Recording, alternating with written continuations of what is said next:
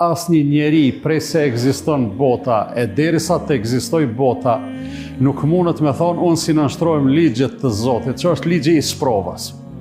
E sprova realisht është e mirë. Edhe do të me e kuptu, sprovën do të me e kuptu si mundësi. Allah i madhruar për me tregu se të gjithë pa përjashtimi nënshtrojnë këti ligji, thot, u në blukum bil khejri u sherri fitna.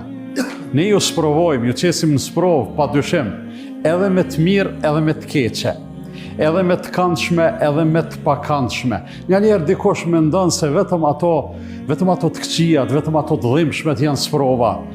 Smundja, skamja, varfnia, frika e të ngjashme, jo, nuk janë vetëm ato. Edhe mirëqenia është sprovë.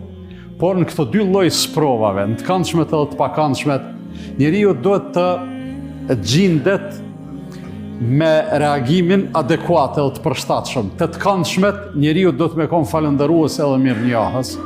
Të të pakëndshmet duhet me kon i durueshëm, po i durueshëm nuk do të thotë se duhet me qenë pasiv edhe mos me u mundu me dalë prej krize dhe prej situate. Në të vërtetë secila sprovë, pas secilës sprovë, Allah i madhruar e ka mshef nga një shpërblim, nga një mirësi, nga një dhurat.